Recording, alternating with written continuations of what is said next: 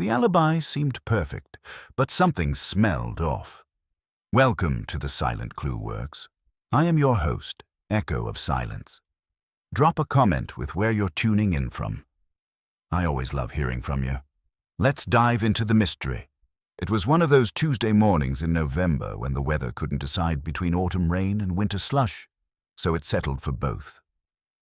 I was at my desk in the office, sorting the morning mail into 3 piles, labeled Pay, Stall, and Ignore, when the sound of Wolfe's elevator began its descent from the plant rooms. The bank balance was hovering at a level that made me nervous, but I'd learned not to mention money before his first beer of the day. Wolfe emerged wearing his yellow smock, carrying a spray of Cattleya orchids that he positioned on his desk with the care of a museum curator. Well, he settled into his chair like a mountain, finding its proper place in the landscape, and pressed the button for Fritz. "Good morning, Archie," he said, eyeing the orchids with satisfaction. "Good morning is optimistic," I replied. "I've been doing arithmetic. Unless someone walks through that door with a checkbook and a problem that requires sitting still and thinking hard, we're going to be eating hamburger instead of shad roe." Wolfe grimaced. He detested discussions of finances almost as much as he detested leaving the house. "Your anxiety is a digestive irritant. We are not destitute. We're not prosperous either." Fritz entered with beer and a glass on a silver tray. As Wolfe poured and watched the foam settle, the doorbell rang. He glared toward the front hall as if the sound had personally insulted him. "I'm not in," he declared. "If it's a bill collector, you're in Tibet," I said, standing. "If it's a client with money, you're all ears." Through the one-way glass, I saw a woman in her mid-30s, well-dressed in a navy suit that had cost more than most people's cars. She held a leather portfolio against her chest and had the kind of controlled desperation that suggested she was used to getting what she wanted, but wasn't sure it would work this time. Her dark hair was pulled back severely, and her eyes had the look of someone who'd been doing mathematics of her own, the kind that didn't add up right. I opened the door.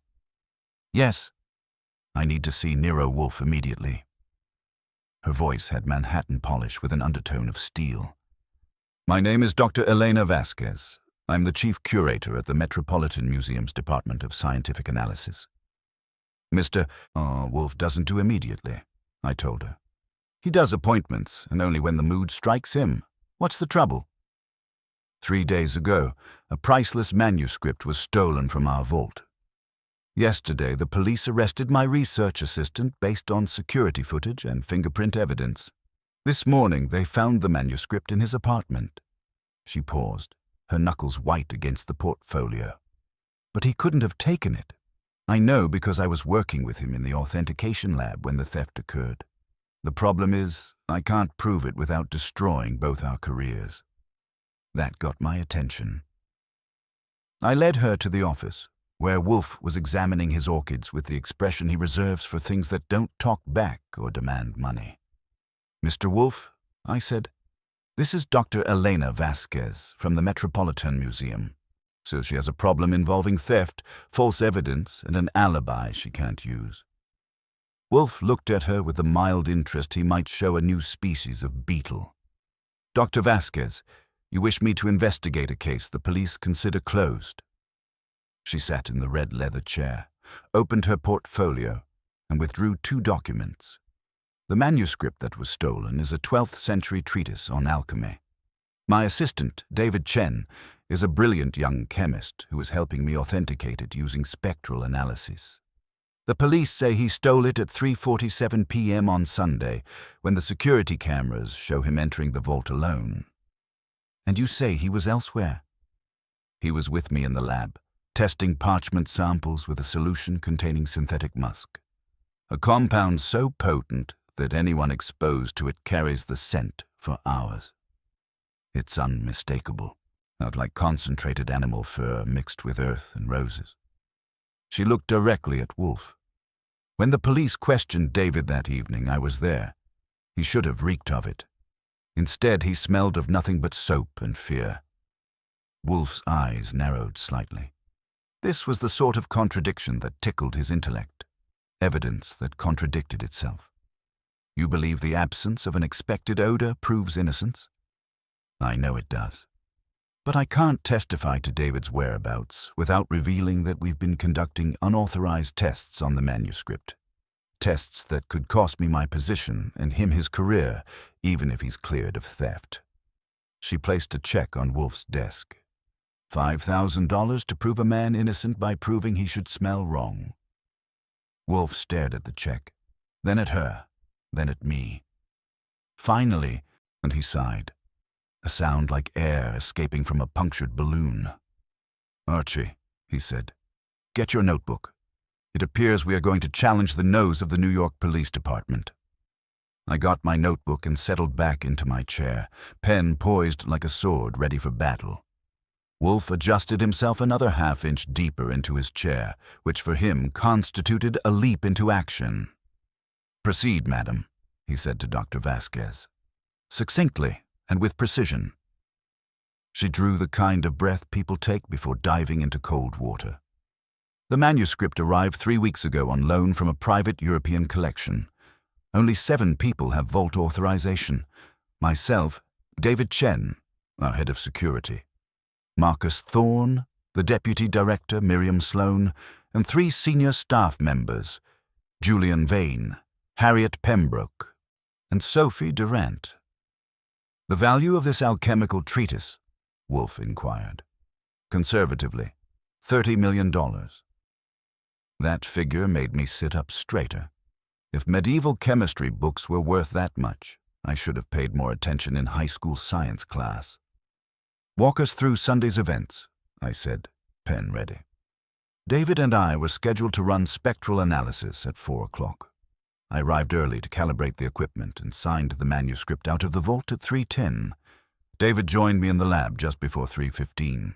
We worked continuously until nearly 5 o'clock. Yet the police claim the theft occurred at 3:47, Wolfe observed. According to their timeline, yes. They have security footage showing David entering the vault alone at 3:42 and leaving with a flat archival case at 3:47. The temperature monitor on the manuscript storage container registered removal at that exact time. And the fingerprint evidence? David's prints on the inner vault handle and the storage case. Only his prints. Plus, they found the manuscript hidden in his apartment behind an acoustic panel. If she was lying, she'd rehearsed the performance flawlessly. Her voice remained steady, her hands controlled. Yet you maintain that at 3:47, Mr. Chen was with you, immersed in synthetic musk compounds? Yes, we were both wearing protective gear, gloves, lab coats, masks, but that particular solution penetrates everything. The synthetic civetone analog I use is specifically designed to adhere to organic materials. Anyone exposed to it carries the scent for 8 to 12 hours minimum. When the police questioned David that evening, he should have reeked of it. Instead, he smelled only of soap and fear. Wolfe's eyes narrowed slightly. This was the sort of contradiction that engaged his intellect, physical evidence that contradicted itself. Who else knows of your unauthorized testing procedures? Just David and myself. The Board of Trustees explicitly forbade chemical analysis of the manuscript. We were conducting the tests hoping to present our findings as accomplished fact, proving the conservative approach wrong about the ink composition. And who might benefit from Mr. Chen's disgrace, or your own professional downfall? Dr. Vasquez hesitated, as her gaze drifting to the globe behind Wolfe's desk. Julian Vane is the associate curator. He's made it clear he believes my position should be his. He opposes scientific methodology, preferring traditional provenance research. He calls my work glorified janitorial service.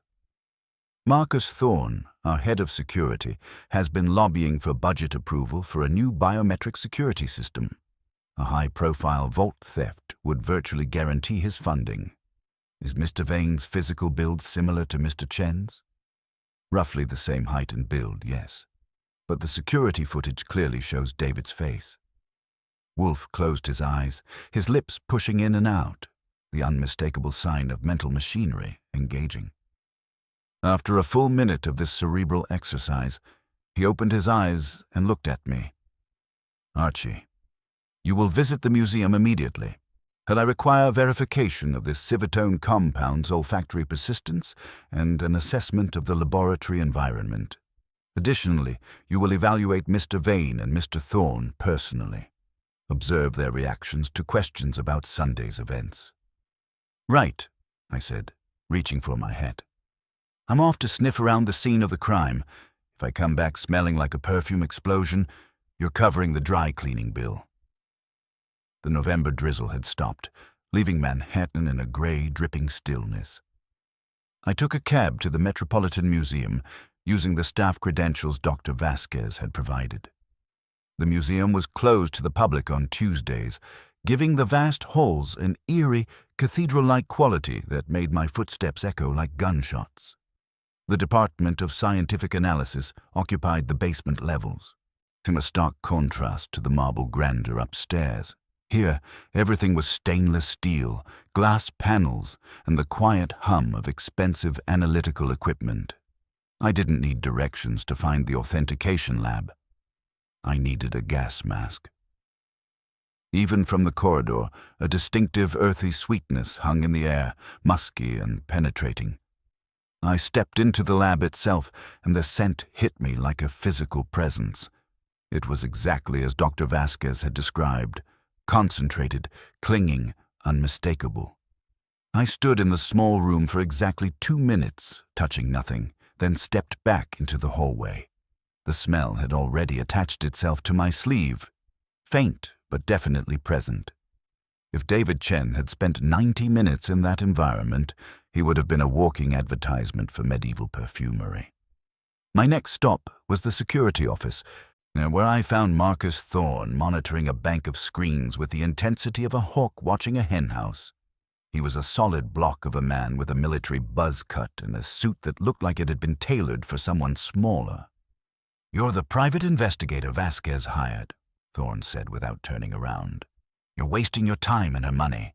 We have Chen dead to rights, 4K resolution, clear facial identification, his own access code."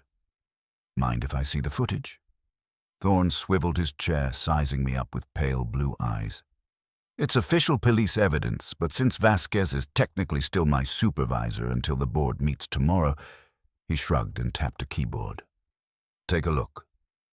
The center monitor displayed a corridor view, and a figure in a gray sweater and a dark slacks walked toward the camera with slightly stiff movements. He reached the vault door, entered an access code, and the heavy door hissed open. As he turned slightly toward the camera, the image clearly showed David Chen's face, or someone who looked exactly like him. "Open and shut," Thorne declared with satisfaction. He keyed in his personal code, walked in, grabbed the manuscript, and walked out. 16 minutes total. "He moves oddly," I observed. "Does Chen have a limp or injury?" "Nerves," Thorne dismissed. "People walk funny when they're committing felonies. The guilt shows in their body language." I left Thorne to his surveillance screens and went hunting for Julian Vane. I found him in the main curatorial office. It was a space that looked like it had been decorated by someone with unlimited funds and Victorian sensibilities. Mahogany paneling, velvet chairs, and glass cases filled with precious objects created an atmosphere of scholarly luxury. Vane was seated at an antique desk, polishing a magnifying glass with a silk handkerchief. He was a sharp-featured man who looked like he'd been carved from flint by someone with a grudge against soft edges. "Mr. Goodwin," Vane said without rising, "I assume you're here to prolong the inevitable. A tragic affair, really. David was a promising young man, if somewhat corrupted by Dr. Vasquez's obsession with reducing art to chemical formulas. You don't seem particularly devastated by his arrest," I observed, leaning against the doorframe. "I'm a realist, Mr. Goodwin. The department requires leadership that respects the sanctity of our objects, not merely their molecular composition. If this unfortunate incident results in necessary changes to our approach," he shrugged elegantly. "Sometimes progress requires painful pruning. meaning Vasquez gets pruned. Vane's smile was thin and sharp. She allowed a thief access to our most precious holdings. Competence involves more than understanding isotopes. It requires understanding human character. Clearly, she failed at both. I was about to ask him about his whereabouts on Sunday afternoon when a young woman burst through the office door. She had wild curly hair escaping from a ponytail and wore a lab coat stained with what looked like blue dye. She stopped short when she saw me, her eyes darting between Vane and myself. "Julian," she said breathlessly, "the digital logs have been altered. Someone deleted the Sunday morning entry." Vane stood abruptly, his face going rigid. "Lila, this is neither the time nor the place. We have a visitor." "But it's crucial," she insisted, ignoring his warning tone. "The vault access logs show David's entry at 3:47, but there was another entry at 9:15 Sunday morning. Now that record is completely gone." I straightened up, pulling out my notebook. "Sunday morning. I thought the theft occurred in the afternoon." "It did," Lila said, looking at me with wide eyes. "But someone accessed the vault 6.5 hours earlier. The digital timestamp was there yesterday when I ran the weekly backup. Today it's been wiped clean." "A system glitch," Vane said quickly. "So our security software is notoriously unreliable." "Computer systems don't selectively delete inconvenient records," I said, making notes. "They crash completely or work perfectly. Selective amnesia suggests human intervention." Vane's knuckles had gone white around his magnifying glass. "I'm sure there's a perfectly reasonable explanation." "I'm sure there is," I agreed. "And I suspect Nero Wolfe is going to want to hear it in person. The brownstone is about to get very crowded indeed." I got back to the brownstone at 4:30, carrying the distinctive musky sweetness on my sleeve like a badge of scientific honor. Fritz took one sniff as I passed him in the hall and retreated a diplomatic step backward. For Fritz, that was equivalent to calling in a hazmat team. Wolfe was at his desk with a book on Andean orchid cultivation, a glass of beer at his elbow, and the expression of a man who expected results but wasn't holding his breath for miracles. He marked his place with a thin leather strip and regarded me with the patient resignation of someone about to hear bad news, delivered with unnecessary flourishes. "Report," he said, setting the book aside with the care of someone handling a religious artifact.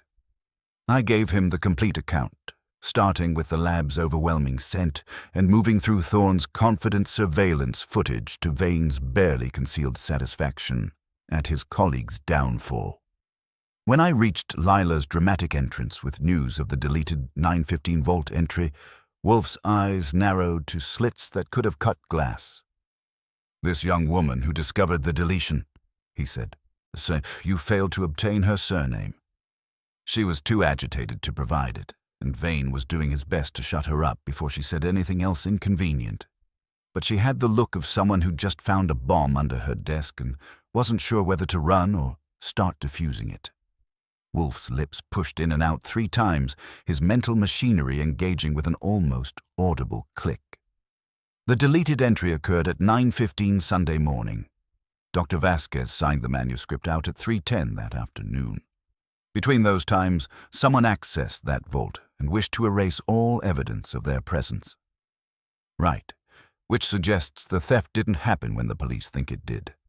Indeed, it suggests the theft occurred 6.5 hours earlier, and what the security cameras captured at 3:47 was not theft, but theater. He reached for his beer glass, found it disappointingly empty, and regarded it with a look of personal betrayal. The synthetic musk compound remains our key. If Mr. Chen was in that laboratory with Dr. Vasquez, he would have been saturated with its scent for hours. The police questioned him that same evening, yet detected nothing unusual. Therefore, either Dr. Vasquez is fabricating her account of the compound's persistence, or the man in the security footage was not David Chen. The face was clear as a museum photograph, I objected. 4K resolution, according to Thorne. Chen's own access code. A face can be replicated with sufficient skill and preparation. An access code can be obtained through various means. because what cannot be manufactured is an alibi based on the absence of an expected odor. Wolfe leaned back, his chair protesting under the redistribution of his seventh of a ton. "Call Dr. Vasquez. I require her presence here at 8 o'clock this evening, along with this mysterious young woman who discovered the deletion. Also summon Mr. Vane and Mr. Thorne, and arrange for Saul Panzer to visit Mr. Chen in custody immediately." I reached for the phone, but Wolfe raised a finger like a traffic cop.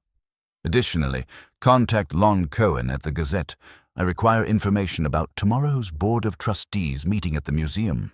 Specifically, what decisions are pending regarding the Department of Scientific Analysis."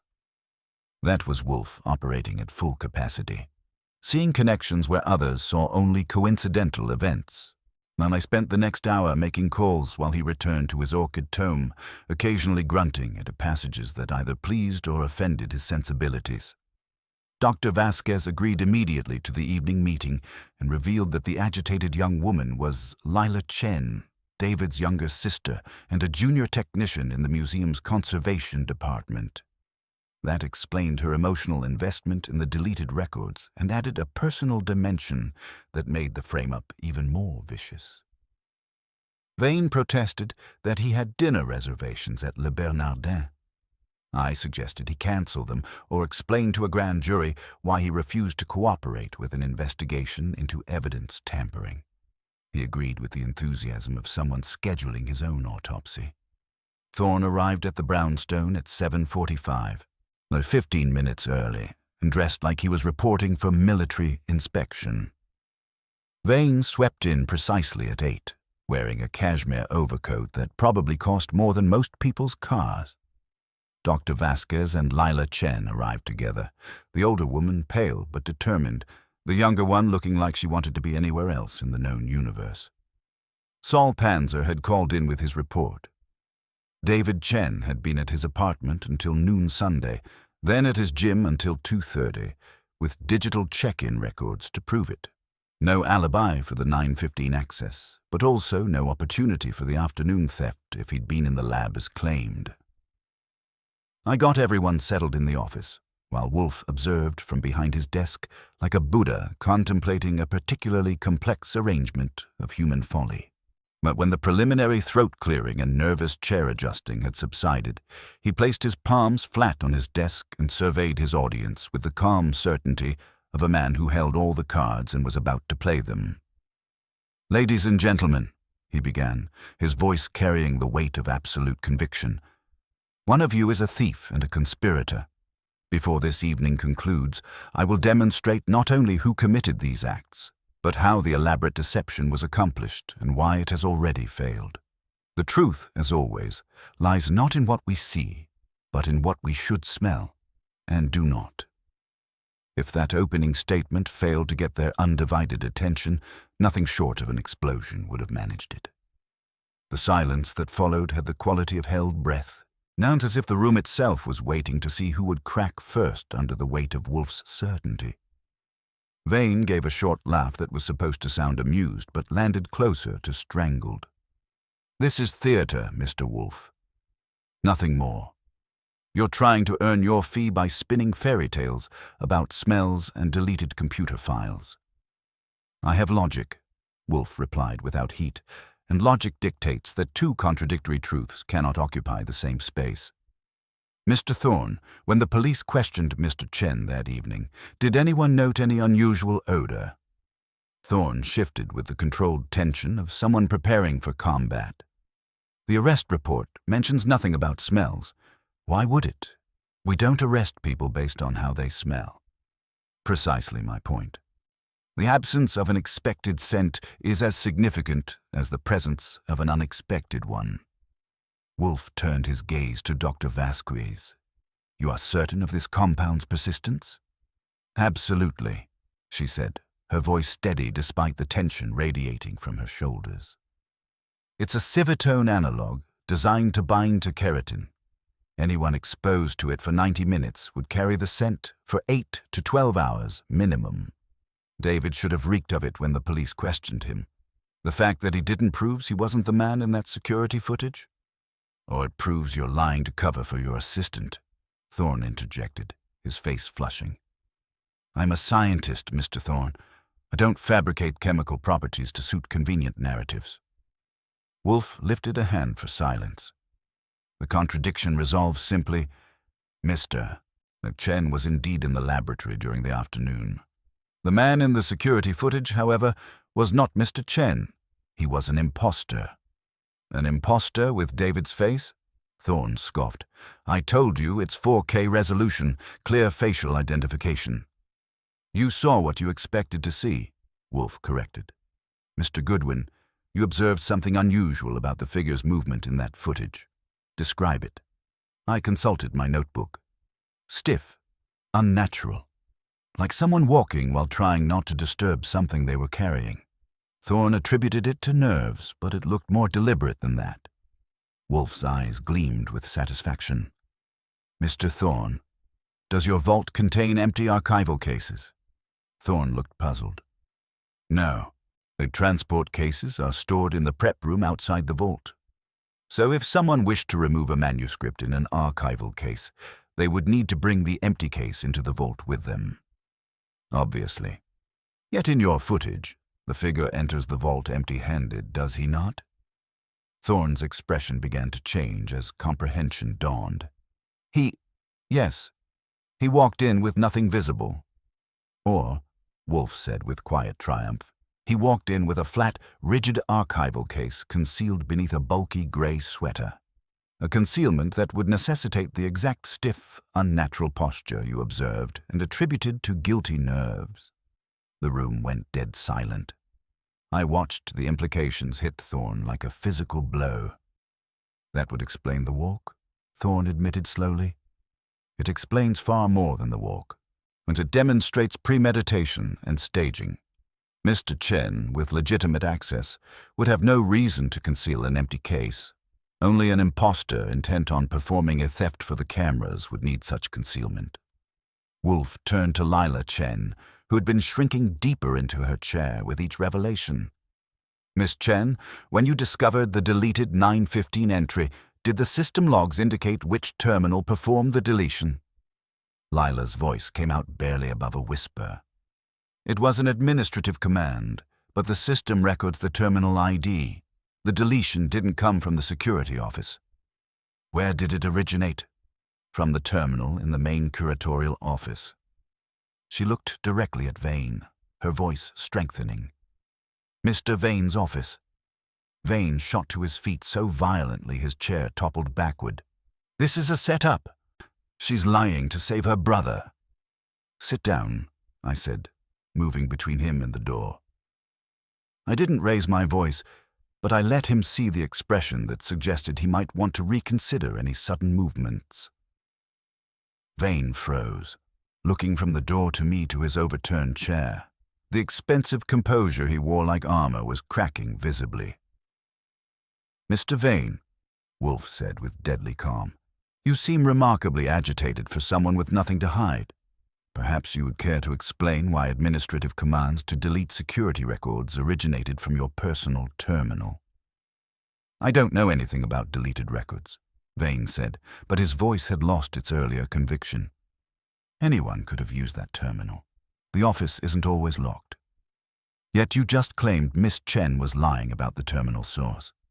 How could you know she was lying if you knew nothing about the deletion? Vane's mouth opened and closed soundlessly, like a fish gasping for air. Wolfe pressed his advantage. The morning theft at 9:15 was the real crime. The afternoon performance was merely theater designed to frame Mr. Chen. Theater you could execute because you knew he would be occupied in the laboratory, but theater you botched because you failed to account for the synthetic musk that should have saturated him. You can't prove any of this, Vane said desperately. It's all speculation and circumstantial.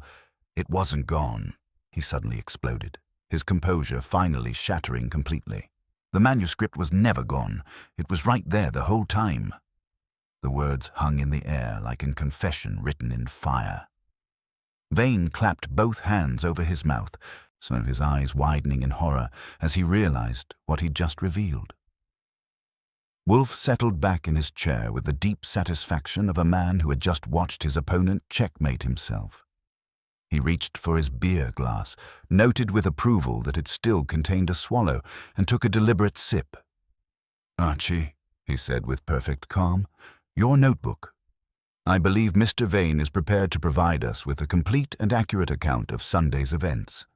Beginning, I suggest, with his 9:15 visit to the vault."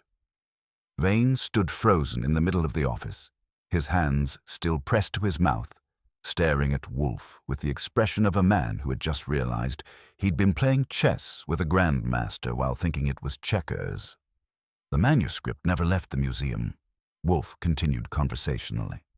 "You simply moved it from the vault to another location, then staged the afternoon theft to implicate Mr. Chen while positioning yourself to discover irregularities that would discredit Dr. Vasquez's department.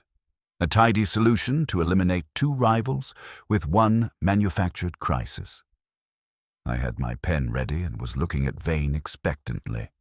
He slowly lowered his hands from his mouth, his face the color of old parchment. "I want a lawyer," he whispered. "Certainly," Wolfe agreed. "But first, I believe Inspector Kramer will want to hear your explanation of how a manuscript that was stolen managed to remain in the museum the entire time. That should prove a fascinating conversation indeed." Vane's declaration that he wanted a lawyer had the predictable effect of slamming shut whatever verbal floodgates might have opened. But Wolfe wasn't finished with him yet. He regarded the trembling curator with the patient interest of a scientist observing a particularly interesting specimen under glass. "Your silence comes too late, Mr. Vane," Wolfe said mildly. "You have already provided the crucial admission. The manuscript was right there the whole time. Your words, not mine. The only question remaining is where 'there' happens to be." Vane pressed his lips together so tightly they disappeared, but his eyes kept darting toward Lila Chen with an expression that was part panic and part calculation. That look told me he was worried about what else she might know. Lila had been sitting quietly, absorbing the revelation that her brother had been framed, but now she straightened with sudden comprehension. "The conservation vault," she said, her voice gaining strength. "Julian has access to the secondary conservation vault, where we store items awaiting restoration work." The effect on Vane was immediate and devastating. His face went from pale to ashen, and his hands gripped the arms of his chair so tightly I could see the tendons standing out like cables. Dr. Vasquez turned to stare at her younger colleague. "The conservation storage? But that's where we keep unprovenanced items pending authentication." "Exactly," Wolfe said, his satisfaction evident. "Hidden in plain sight among similar manuscripts, catalogued under a generic designation that would attract no attention. Mr. Thorne, I presume this secondary vault maintains climate controls, but less stringent access protocols than the primary vault." Thorne had been watching Vane's collapse with growing unease. Now he nodded reluctantly. "Class B security, temperature and humidity controlled, but senior curatorial staff have keycard access. Items move in and out regularly for restoration work." "And would the removal of an item from conservation storage trigger the same level of scrutiny as removal from the primary vault?" "No," Thorne admitted, his professional pride clearly wrestling with the implications. "We monitor access, but don't flag removals unless they're scheduled for off-site transport." Wolfe leaned back in his chair, the motion suggesting a chess master who had just seen mate in 3 moves. "You moved the manuscript from the primary vault to conservation storage at 9:15 Sunday morning, Mr. Vane. There, it would be unremarkable. Simply another medieval text awaiting proper authentication. You then staged the afternoon performance, complete with an accomplice impersonating Mr. Chen, knowing the security footage would provide damning evidence while the planted forgery in Mr. Chen's apartment would seal his conviction." "That's pure speculation," Vane managed, but his voice had lost all conviction. Thorne was already pulling out his phone, his fingers moving with urgent precision. "I'm checking the conservation vault inventory right now, if that manuscript is there. It will be catalogued under a deliberately vague designation, Wolfe interrupted. Probably described as an unprovenanced medieval text of uncertain origin. The perfect camouflage among similar items. The silence stretched taut while Thorne's phone connected to the museum's database. Dr. Vasquez sat rigid in her chair, her hands clasped so tightly her knuckles had gone white. Lila watched her supervisor with a mixture of horror and vindication, while Vane stared at the Persian rug as if hoping it might open up and provide an escape route. Thorne's phone buzzed. He read the screen, and his expression shifted from skeptical to thunderstruck. Jesus Christ, we have an uncatalogued 12th century manuscript listed as Item C447, unknown provenance, awaiting analysis. It was logged into conservation storage at 9:37 Sunday morning. He looked up, his face grim. Authorized by Julian Vane. The words hit the room like a physical blow. Dr. Vasquez rose slowly from her chair, her movements controlled but her voice shaking with barely contained fury. You framed David. You were willing to destroy a brilliant young man's entire career, send him to prison for 20 years, just to eliminate competition for a promotion. It wasn't just about advancement, Lila said suddenly, her voice bitter with understanding. The board meeting tomorrow was going to vote on expanding the scientific analysis department. Julian's been fighting that expansion for 2 years because it would reduce his traditional research budget. If Dr. Vasquez's department was discredited by having a thief on staff, the expansion would be cancelled, and Julian's methods would be vindicated. Wolfe nodded with deep satisfaction. Ambition, institutional politics, and professional jealousy, a combination that frequently produces criminal behavior. Mr. Vane sought to eliminate 2 obstacles with one manufactured crisis. Destroy, Dr. Vasquez's credibility and her assistant's freedom while positioning himself as the vigilant curator who maintained proper scholarly standards.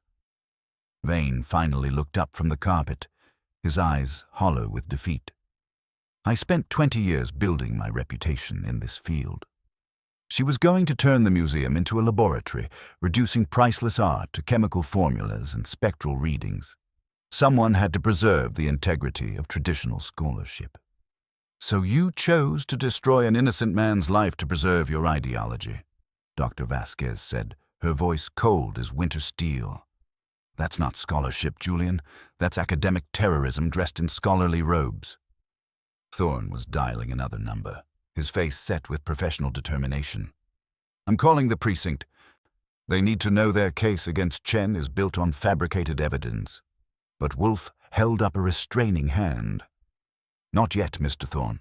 We have established the location of the manuscript and confirmed Mr. Vane's involvement, but we have not yet addressed the question of his accomplice. The afternoon performance required someone who could access the vault using Mr. Chen's credentials, someone who could manipulate the security footage to ensure perfect camera angles, someone who stood to gain from the resulting chaos. His gaze moved slowly, deliberately, toward Thorne himself. The head of security froze with his phone halfway to his ear, suddenly realizing that Wolfe's investigation had not reached its conclusion. It had merely shifted targets. The impersonation was skillfully executed, Wolfe continued conversationally. But it required insider knowledge of the security system, access to Mr. Chen's personal information, and the ability to ensure the cameras captured exactly the right angles at precisely the right moments. Who better to orchestrate such a performance than the man who controlled the very system being deceived? Thorne's face had gone rigid, but I could see the calculation in his eyes. Measuring distances to the door, evaluating his chances of making a break for it. I shifted my weight slightly, ready to tackle him if he decided to run. You're insane, Thorne said, but sweat was beading on his forehead despite the cool November air. I'm the head of security. Why would I steal from my own museum? You wouldn't steal, Wolfe agreed. You would relocate, temporarily. So with the intention of orchestrating a dramatic recovery that would establish your indispensability and guarantee approval for your expanded security budget. A theft that is solved through your efficient system and your collaboration with the police makes you a hero. The fallout that discredits those who opposed your projects is merely a convenient bonus." The phone slipped from Thorne's nerveless fingers and clattered to the floor. In that moment of stunned silence, I knew Wolfe had found his second conspirator. Thorne's phone hitting the carpet sounded like a gavel in the sudden silence. He stared down at it as if it were evidence of his own guilt, which in a way, it was. When he looked back up, the military bearing that had carried him through the door had cracked like old leather. "You have nothing concrete," Thorne said, but his voice had lost its earlier conviction. "Theories and speculation don't hold up in court. They do when supported by physical evidence and logical consistency," Wolfe replied calmly. "Consider the technical requirements of your deception, Mr. Thorne. The afternoon footage shows perfect camera angles, optimal lighting, and convenient positioning, precisely what a genuine thief would avoid. Your recording captures someone who knew exactly where to stand, to be seen clearly. That suggests either the world's most cooperative criminal or a performance staged for the cameras." Dr. Vasquez had been following the exchange with growing comprehension. "Marcus insisted we review the security footage immediately after David was questioned." He walked the detectives through every frame, while pointing out the clearest shots of David's face. "Because he needed to control the interpretation," Wolfe continued. Mr. Thorne positioned himself as the helpful security expert, ensuring investigators reached the conclusion he had prepared for them. The planted manuscript, the access codes, the fingerprint evidence, all meticulously arranged to create an airtight case. Lila was staring at Thorne with dawning horror. "You had David's personnel information, his address, his schedule, his backup access codes. You monitor every keycard entry in the building. And you have administrative access to the security system," I added, watching Thorne's face carefully. "You could manipulate the footage, delete inconvenient records, and stage whatever performance you needed. Now, the question is whether you played David yourself or used someone else." Thorne's jaw worked silently for a moment, calculation flickering behind his eyes. Finally, he spoke through gritted teeth. "You can't prove video manipulation. The system logs every frame with encrypted checksums. Even if you could get a forensic team, the Vicon system allows segment replacement for damaged footage," Lila interrupted quietly. "I wrote the documentation for the failover protocols. If you have administrative privileges, you can substitute archived material for corrupted segments. We used it last year when a power surge damaged the medieval wing cameras." The effect on Thorne was immediate and devastating, though his face went ashen as he realized his technical expertise had been matched by someone who understood the system's capabilities better than he did. Wolfe observed this exchange with deep satisfaction. The 9:15 Sunday morning access was genuine. Mr. Vane removing the manuscript to conservation storage. You subsequently replaced that video segment with neutral corridor footage, forcing attention toward the afternoon sequence. Your stage performance. "Who was your actor?" I asked. "Someone on your security staff? Similar build to Chen, willing to help the boss with a special project?"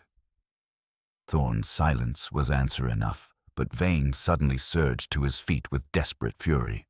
"You promised me it would be clean," he shouted at Thorne. "You said we'd just move it quietly and report it missing Monday morning. You never mentioned framing anyone." "Shut up, Julian," Thorne snapped, but the damage was done. "A simple missing manuscript wouldn't serve Mr. Thorne's purposes," Wolfe explained to the room. "He needed a dramatic theft, captured on video, to justify his security budget requests. A crisis demanding immediate investment in new systems. Mr. Chen was merely a convenient scapegoat." Dr. Vasquez stood slowly, her hands trembling with controlled rage. "You were going to destroy David's entire future for your budget approval. A brilliant young scientist's life ruined so you could buy new cameras?" "It was temporary," Thorne said defensively. "He would have been cleared eventually. I had it planned. Anonymous tip, dramatic recovery, charges dropped. A few weeks of inconvenience at most. Inconvenience? Lila's voice cracked with fury. He's been in jail for 2 days. His graduate applications are being rejected. His reputation is destroyed. You call that inconvenience? The room had taken on the electric tension that precedes violence. I moved slightly closer to Thorne, ready to intervene if either woman decided to express their feelings more directly. Wolfe pressed his advantage with surgical precision. Your conspiracy is unraveling, gentlemen. Mr. Vane has already admitted to moving the manuscript. The conservation storage logs will confirm his authorization. The video analysis will reveal your manipulations. The only question remaining is whether you cooperate now or force Inspector Kramer to extract the truth through less comfortable methods. Thorne looked around the room, at Wolfe's implacable certainty, at my watchful presence, at the 2 furious women whose lives he had casually disrupted. His shoulders sagged as the reality of his situation finally penetrated. I want to make a deal, he said quietly. Full cooperation in exchange for consideration. You'll get nothing, Vane snarled, turning on his co-conspirator. This was your idea. I just wanted Vasquez discredited, not some elaborate frame-up. Gentlemen, Wolfe said with ominous calm, I suggest you save your mutual recriminations for Inspector Kramer. Archie, call the precinct, inform them that their theft case requires immediate reassessment and that we have 2 individuals requiring transport to more secure accommodations. I reached for the phone, watching both men realize simultaneously that their carefully constructed plan had not merely failed, it had spectacularly imploded, taking their careers and freedom with it. The synthetic musk that should have clung to David Chen had become the thread that, when pulled, unraveled their entire conspiracy. Outside, the November wind rattled the windows of the brownstone, but inside, the machinery of justice was grinding into motion with the inexorable precision that Wolfe brought to all his endeavors. I called Inspector Kramer, who answered with the weary irritation of a man who had been dealing with paperwork all evening and didn't need complications from private detectives.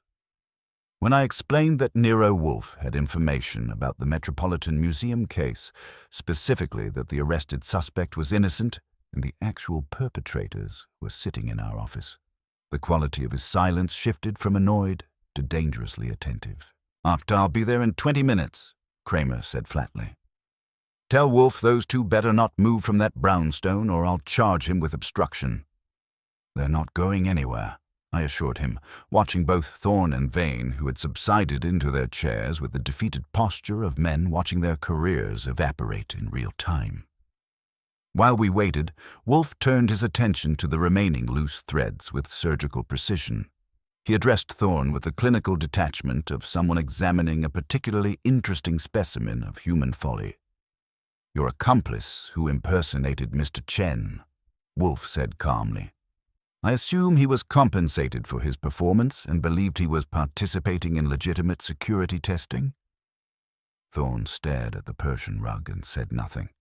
But his jaw muscles worked with barely suppressed tension. His silence protects no one at this juncture, Wolfe continued. Inspector Kramer will obtain his identity through payroll records and security staff interviews. Your cooperation now might demonstrate some vestige of responsibility for the damage you have caused. Danny Reeves, Thorne finally muttered, his voice barely audible. Night shift supervisor. Similar build to Chen, needed money for his daughter's medical bills. I told him it was a security drill testing facial recognition protocols. He thought he was helping improve museum safety. That detail landed with devastating impact. Thorne had exploited a desperate father's financial vulnerability, turning him into an unwitting accomplice in destroying another man's life. The casual cruelty of it made even Vane look uncomfortable. Dr. Vasquez had been listening with rigid control, but now she spoke with dangerous quietness. How did you obtain David's access codes? Routine security audit, Thorne said without looking up. I have administrative access to all credentials. Standard procedure. And the manuscript planted in his apartment? Forgery. Vane interjected bitterly, apparently deciding that if he was drowning, he wasn't going alone. Marcus arranged it through a document forger from his previous security work. Cost $3,000. The real manuscript was always safe in conservation storage. Wolfe's eyebrows rose fractionally. You commissioned a forgery specifically to plant as evidence while the genuine article remained in the museum. And that demonstrates premeditation that will interest the district attorney considerably. Kramer arrived with his characteristic 3-ring doorbell pattern, accompanied by Sergeant Stebbins and 2 uniformed officers who looked like they'd been pulled from more pleasant duties. He swept into the office with the purposeful energy of a man who had been promised answers and intended to collect them with compound interest. He surveyed the scene. Wolfe radiating satisfied certainty, the 2 conspirators slumped in defeat, Dr. Vasquez and Lila rigid with vindicated fury, and his expression shifted from skeptical to grimly satisfied. Goodwin said you'd cracked the museum case, Kramer said without preamble. I assume you have more than theories and fancy deductions. I have confessions, physical evidence, and logical demonstration, Wolfe replied. The manuscript was never stolen conventionally. It was relocated within the museum by Mr. Vane at 9:15 Sunday morning to conservation storage, where it remains catalogued as Item C 447. The afternoon security footage was staged theater, performed by Mr. Thorne's unwitting accomplice, who believed he was participating in a security assessment. Kramer's face went through several interesting color changes as Wolfe methodically laid out the complete conspiracy. The deleted morning access records, the manipulated video segments, the planted forgery, the budget motivations, and the professional jealousies that had fueled the entire elaborate deception. The synthetic musk compound provided the key, Wolfe concluded.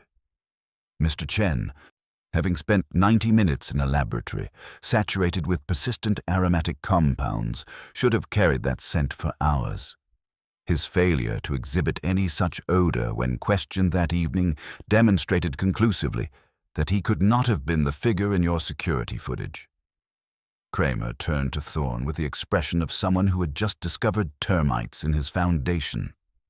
You're head of museum security, and you staged a fake theft to justify budget increases? Do you comprehend how much department time we've wasted on this fabrication?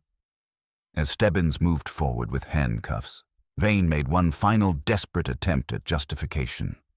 I was protecting the integrity of traditional scholarship, he said, his voice rising with desperate conviction. Her methods were reducing art to chemistry, and turning curatorship into laboratory analysis. You were protecting your ego and your budget allocation, Dr. Vasquez cut him off coldly. Don't dress up professional jealousy in scholarly robes.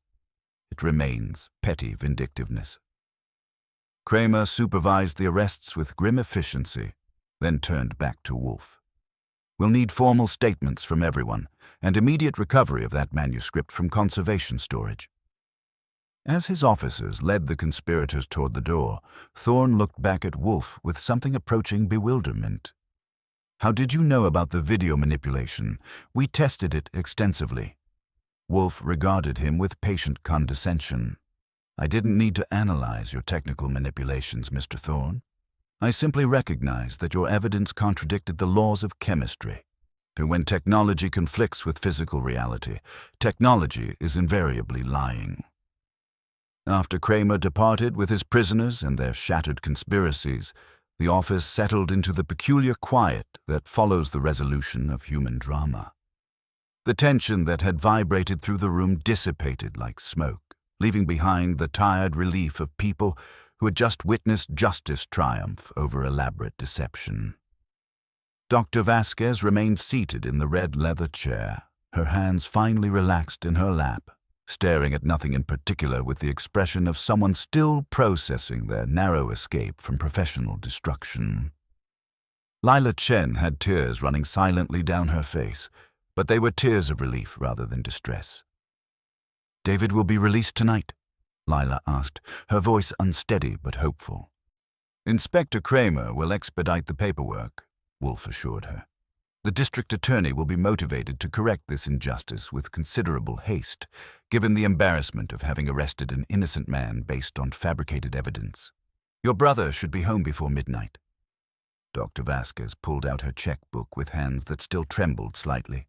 The fee, Mr. Wolfe. You've earned far more than the retainer. Wolfe raised a hand to stop her. The retainer is sufficient. The case consumed less than 12 hours and required minimal resources. I dislike being overpaid almost as much as I dislike being underpaid. That was Wolfe operating on principle rather than profit, which happened approximately once per decade and always surprised me. Doctor, Vasquez looked like she wanted to argue but recognized the futility of debating with a man who had just demolished a conspiracy through olfactory logic. The board meeting tomorrow, she said, her mind already moving toward institutional aftermath. With Julian and Marcus both arrested, the expansion vote will proceed without opposition. Political advantage extracted from others' criminality, Wolfe observed mildly. An efficient, if morally ambiguous outcome. I'd prefer to have won through merit rather than scandal, Dr. Vasquez replied with some asperity, but I won't pretend their removal doesn't solve significant problems. Julian spent 2 years sabotaging every scientific initiative I proposed. Lila had composed herself enough to speak coherently. What happens to Danny Reeves, the man who impersonated David? That depends on his level of awareness, Wolfe said. If Mr. Thorne's account is accurate, and Mr. Reeves genuinely believed he was participating in authorized security testing, the district attorney may grant immunity in exchange for testimony. Unwitting accomplices are tools, not criminals. I escorted them to the front door, where the November night had turned properly cold. Dr. Vasquez paused on the stoop, looking back at the brownstone's warm interior. Mr. Wolfe solved this case by trusting chemistry over cameras, she said quietly. That's a rare quality in investigators, prioritizing scientific reality over technological theater. He prioritizes logic over everything, I replied. Technology, emotion, convenience, none of it matters if the logic doesn't align. It makes him difficult to work for, but remarkably effective at exposing lies. I watched their cab disappear round the corner, then returned to the office where Wolfe was examining his orchids with the satisfied expression of a man who had restored order to a disordered universe. The phone rang before I could settle into my chair. It was Kramer, calling from his car. The manuscript was right where you said it would be, he growled. Conservation storage, catalogued as item C447. Same binding, same parchment. The forgery from Chen's apartment matches the forger Thorne used on a case 3 years ago. We've got them solid. And Chen. He'll be out by morning. Paperwork and a judge's signature. Your boss was right about the stink business, too. The lab guys confirmed that compound hangs around like last week's fish. For once, chemistry did something useful besides printing reports I don't read. I passed the highlights along to Wolfe when I hung up. He grunted, which in his vocabulary covers satisfaction, vindication, and modest acknowledgement of his own genius. Another crisis averted, I said. The brownstone returns to its natural state, quiet, orderly, and free of curators. Do not tempt fate, Wolfe warned, settling deeper into his chair. The world is full of educated lunatics with grievances. He reached for his beer, found the glass disappointingly empty, and regarded it with personal betrayal. Then he spoke more thoughtfully. You observed, I trust, the moral gradient in this affair. I observed a pair of skunks and one woman who wasn't willing to be one, I said. Also a kid sister with more backbone than most museum trustees. Wolfe nodded slowly. That Mr. Vane justified his conspiracy as defense of traditional scholarship. Mr. Thorne rationalized his as temporary inconvenience in service of institutional security. Both wrapped selfish ambition in the rhetoric of higher purpose, the commonest camouflage for venality. They both had beautiful speeches for why their knife in the back was really a public service. Yet Dr. Vasquez was prepared to imperil her own career rather than let an innocent man suffer for her silence. She, too, violated institutional directives, but in pursuit of knowledge rather than personal advancement. Wolfe's eyes gleamed with satisfaction. The distinction is not legal, but moral. Institutions are often indifferent to it. I am not. Breaking rules to learn something versus breaking rules to get promoted, I summarized. One gets you tenure fights, or the other gets you handcuffs. Precisely. Wolfe closed his eyes briefly, his mental machinery winding down. Technology is a tool, Archie, not a substitute for observation. They relied on cameras and digital logs, while ignoring fundamental truth, that human actions leave traces in the physical world. Scents, temperatures, chemical residues. They tried to edit reality like a video file. How long did it take you to know Chen was innocent? The moment Dr. Vasquez described the synthetic musk's persistence. If her description was accurate, the man in the footage could not be Chen. If inaccurate, she was lying, but for what end? She was prepared to confess unauthorized testing. When witnesses present evidence detrimental to their own interest, that evidence merits respect. Fritz appeared at the door, announcing that dinner was served. We went to the dining room, where Wolfe applied himself to veal in cream sauce with the concentration he'd given the case. Over coffee afterward, he offered a final observation. Men like Vane and Thorne console themselves that they have not killed. They imagine their manipulations less reprehensible because no blood is spilled. Yet they were prepared to end a man's vocation, his reputation, his freedom. To sever a man from his work is, for some, a slower but equal execution. Tell that to the district attorney, I said. Maybe he'll add a count for philosophical assault. Wolfe ignored that. Appetite is not only of the belly, Archie. There is appetite for power, for prestige, for security. When ungoverned, it will consume whatever lies in its path, truth, justice, or the career of a young chemist. The only constraint is regard for something beyond oneself, such as synthetic musk, I suggested. He shot me a look that could have curdled milk. Such as honor. Do try not to reduce every observation to a jest. It cheapens both of us.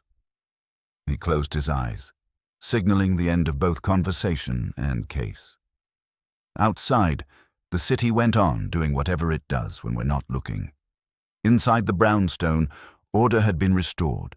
Dinner had been satisfactory, and Nero Wolfe had once again proven that you don't have to leave your chair to set the world, or at least a small crooked piece of it, back on its proper axis.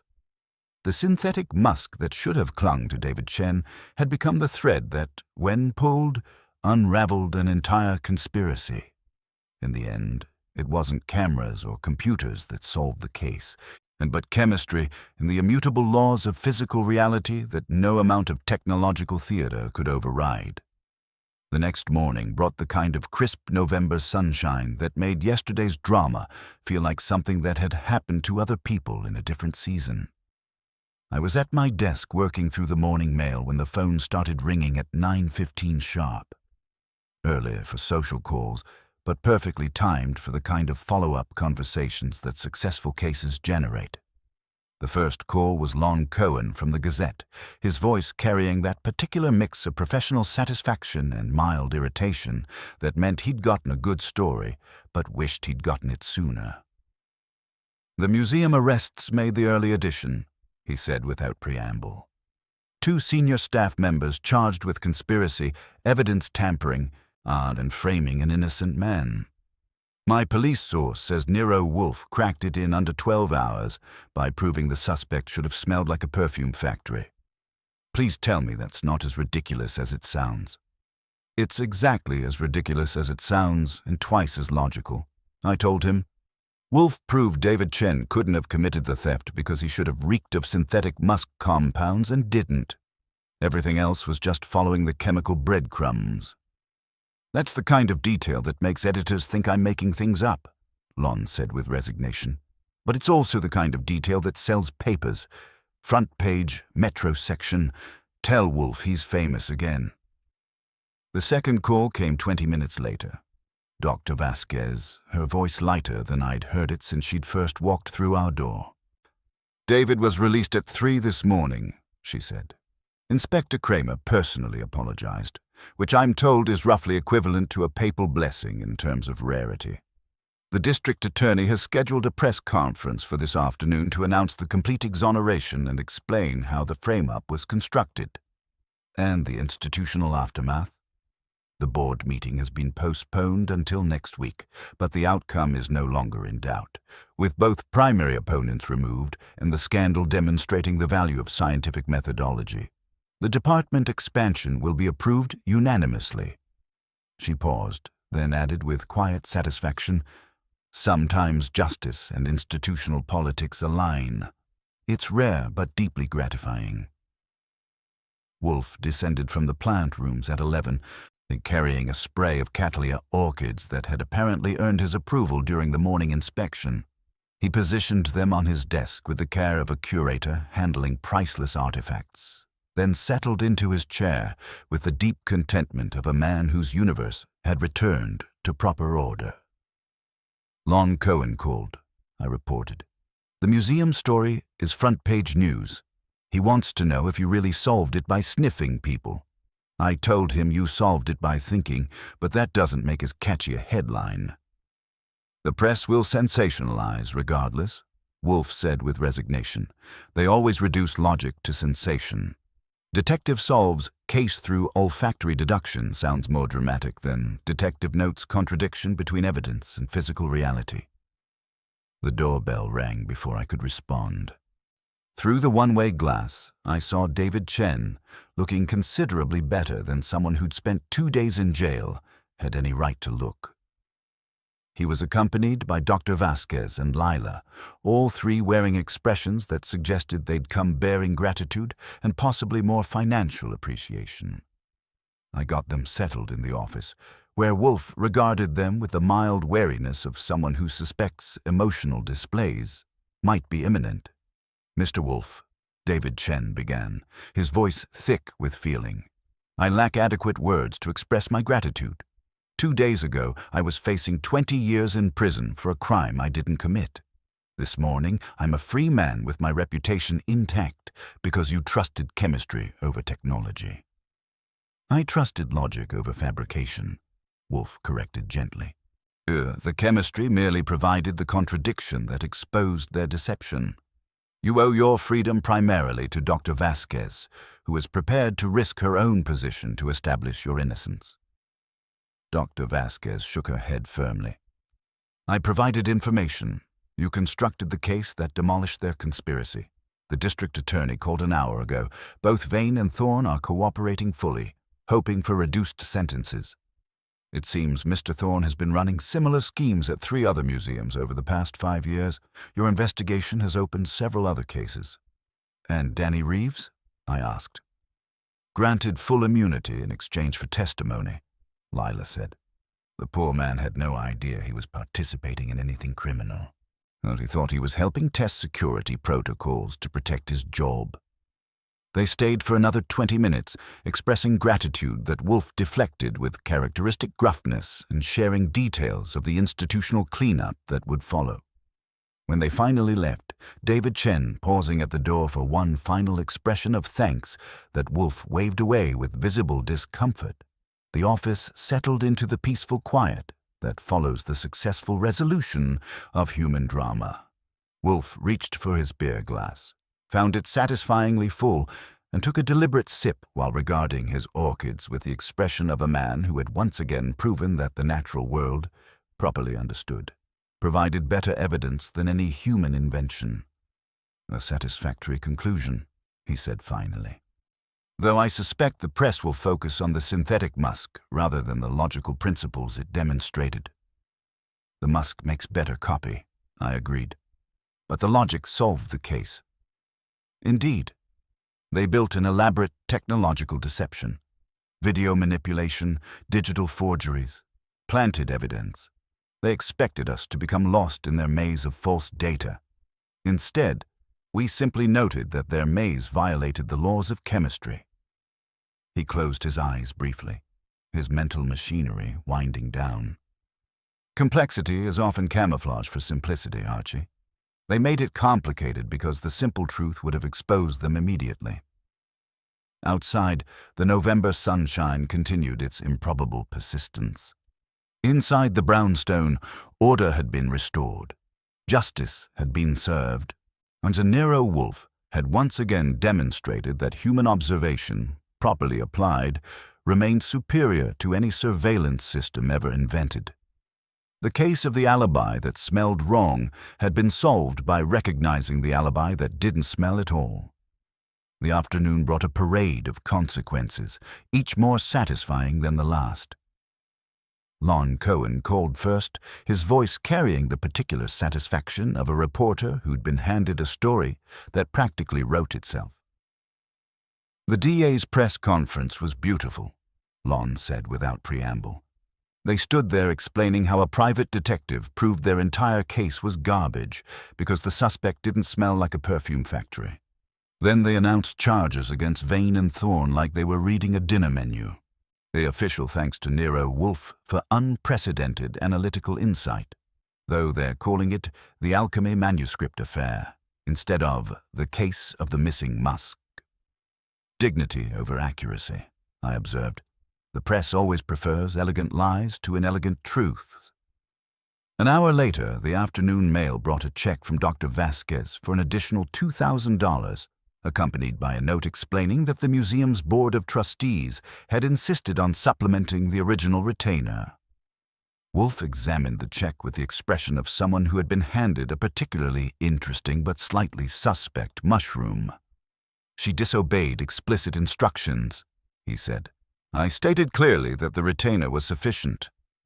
"She also stated clearly that the board insisted," I pointed out. "Refusing money from grateful trustees is bad for business. Besides, you saved a man's career and prevented a $30 million manuscript from vanishing into criminal hands." Wolfe grunted, but made no move to return the check, which in his vocabulary constituted enthusiastic acceptance. Saul Panzer called just before dinner with information that elevated the case from institutional scandal to federal investigation. Thorne had been running variations of the same scheme at 3 other museums over 6 years, always staging minor thefts to justify security budget increases. The FBI was now treating it as a pattern of institutional fraud spanning multiple states. "Your synthetic musk case just became a federal matter," Saul reported with audible satisfaction. "Thorne got greedy and tried to frame someone instead of just reporting a mysterious disappearance. That's what brought him down." I relayed this to Wolfe, who absorbed the information with a slight nod, unsurprised that criminal ambition had expanded beyond our single investigation. "Patterns persist until interrupted," he observed. "Mr. Thorne confused technological competence with strategic thinking. He believed his elaborate methods made him sophisticated. But sophistication is not intelligence. Intelligence applied to criminal enterprise remains intelligence wasted."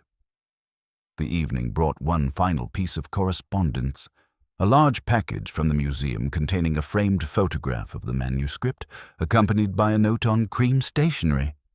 Dr. Vasquez reported that the chemical analysis Wolfe had vindicated had confirmed the ink composition matched 12th century production methods. The manuscript was authentic.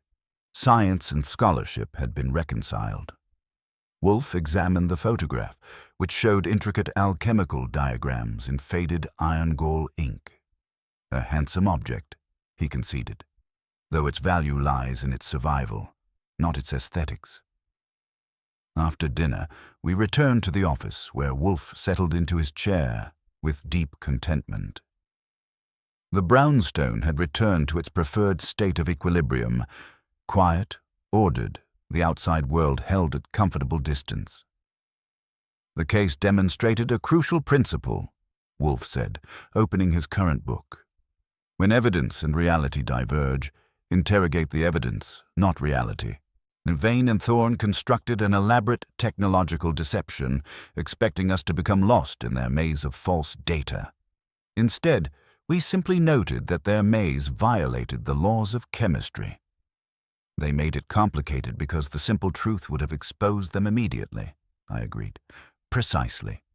They failed to consider that their victim would have an advocate willing to risk professional consequences to establish his innocence. That failure of imagination doomed their entire enterprise.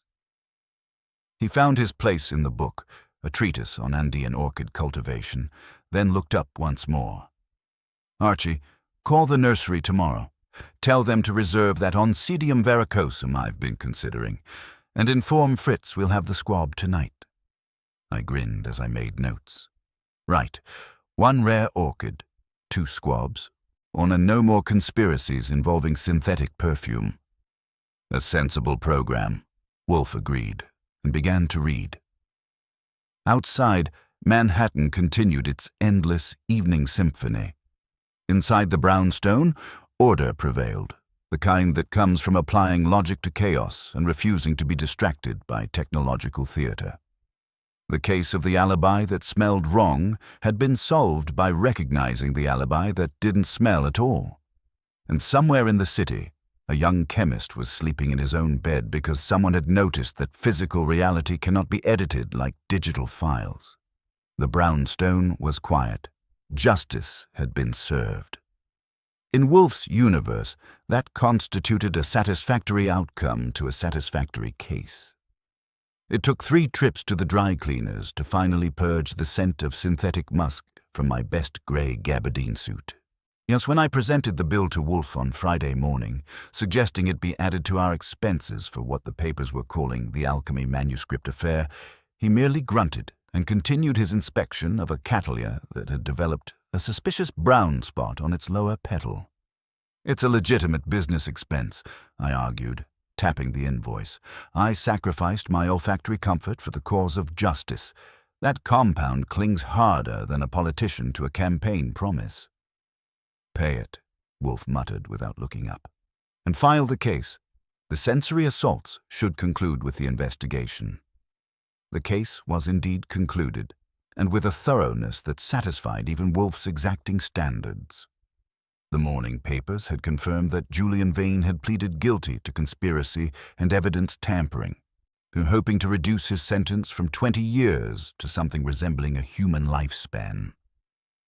Marcus Thorne, facing federal charges in 4 states for his elaborate security fraud scheme, was cooperating with prosecutors with an enthusiasm he'd never shown for actual security work. Dr. Vasquez had called the evening before with news that the museum board had voted unanimously to expand her Department of Scientific Analysis, complete with increased funding and full authority over authentication procedures.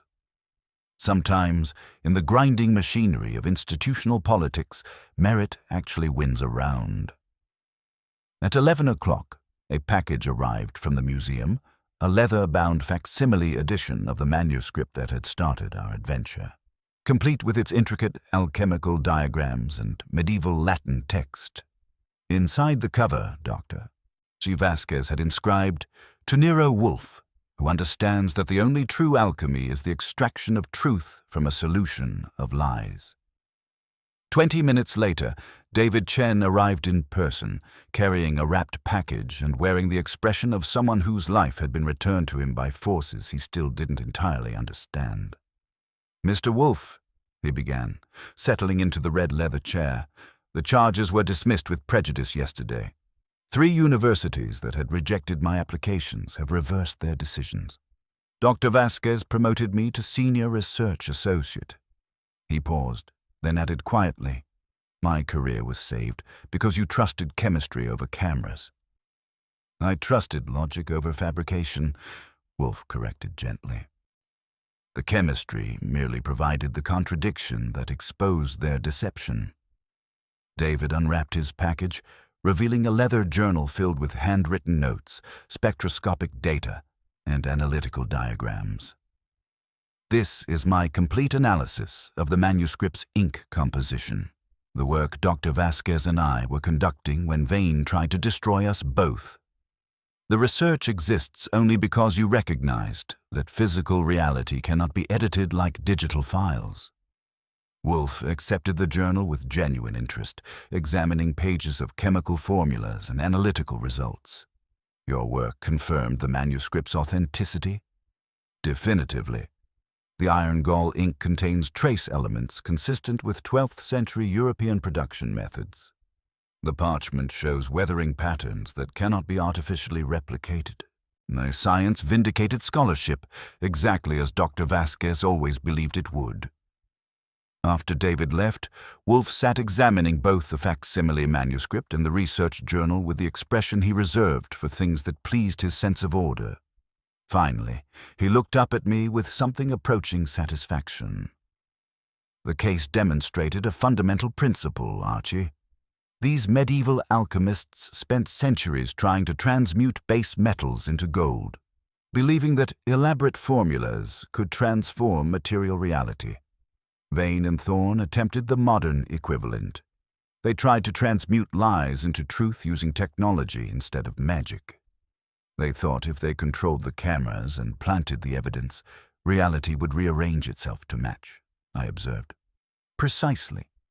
They confused complexity with sophistication, believing their technological theater made them untouchable. But they forgot that the physical world, the chemistry of scent, the persistence of matter, does not yield to administrative privileges or digital manipulation. Wolfe leaned back in his chair. A contradiction is a lever, and when properly applied to a crack in fabricated evidence, the entire structure collapses. He reached for his beer glass, found it satisfyingly full, and took a deliberate sip while regarding the manuscript facsimile. They could manipulate cameras, delete computer records, plant forgeries, and stage elaborate performances. They could not alter the laws of chemistry. That limitation destroyed them. Fritz appeared to announce that lunch was ready. As we rose to go to the dining room, Wolfe paused at his desk, placing both the facsimile and David's research journal carefully beside his desk lamp, where they would remain as monuments to the case. "The transmutation is complete," he said with deep satisfaction. "Chaos has been converted to order, lies have been refined into truth, and the brownstone has returned to its proper equilibrium. Now, if you would inform Fritz that the shad roe must be broiled, not sautéed, we can conclude this affair with appropriate dignity." I settled at my typewriter after lunch, rolling a fresh sheet of paper into place to complete the final case notes. Outside, December wind rattled the windows of Manhattan. Inside, the brownstone maintained its preferred state. Quiet, ordered, the world held at comfortable distance. The alibi that smelled wrong had been solved by recognizing the alibi that didn't smell at all. A simple observation had demolished elaborate conspiracy. Synthetic musk had exposed synthetic evidence, and in the end, that was exactly how it should be in Nero Wolfe's universe, where truth always triumphs over technology, and chemistry proves more reliable than cameras. The case was closed, justice had been served, and somewhere in the city, a young chemist was building his career because someone had noticed what wasn't there. In Wolfe's world, that constituted perfect alchemy indeed.